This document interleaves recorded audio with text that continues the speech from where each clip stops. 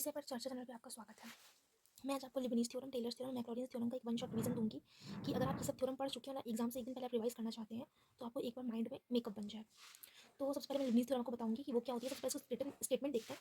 If u and v are two functions of x such that derivative of nth order exist, मतलब u और v कोई x के function है जिसका derivative exist करता है, उसका nth ऑर्डर वाला डेरिवेटिव एग्जिस्ट करता है, मतलब डी की पावर n वाला। देन डी की power n u dot v is equal to ये उसकी डी की पावर n के फॉर्म में आपको डेरिवेटिव निकालना है, तो उसका फॉर्मूला दिया गया।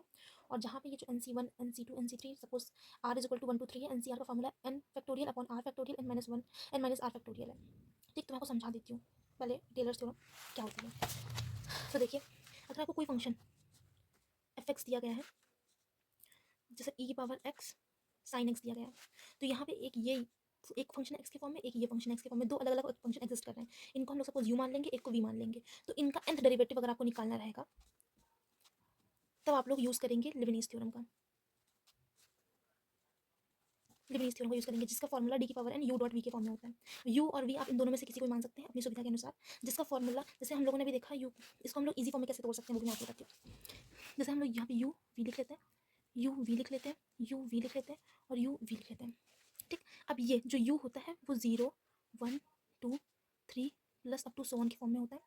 ठीक, प्लस यू एन वी। ठीक, और जो वी होता है वो n n minus 1 n minus 2 n minus 3 और जो सबसे लास्ट में होता है हम लोग का, और वी रहेगा लास्ट में। ठीक है, और यहाँ पे वन ही रहेगा क्योंकि यहाँ एन सी 0 आ जाएगा, फिर प्लस लगाएंगे एन सी 1, फिर प्लस लगाएंगे एन सी 2, फिर प्लस लगाएंगे यहाँ पे n c 3, plus dot dot to so on. यहाँ पे रहेगा एन सी एन, यहाँ पे इसको इधर लिखेंगे पर यहाँ पे स्पेस नहीं थी इसलिए मैंने इधर लिख दिया। उसके बाद फिर सॉरी कॉल आ गई थी बीच में। उसके बाद फिर हम लोग करते हैं, अब यही वाला फॉर्मूला लगा के हम लोग nth डेरिवेटिव निकाल लेंगे इसका।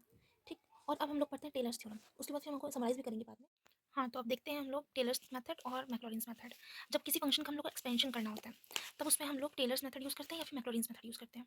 टेलर्स मेथड का formula F A plus H is equal to F A plus F dash A H plus F double dash, मतलब double derivative A H square upon two factor plus F two seven. और इसका क्या हो जाएगा, F जो हम लोग ए रहे हैं यहाँ पे बस जीरो पुट कर देते हैं, F zero plus F dash zero plus zero H plus F double dash zero H square upon two factor plus F two seven.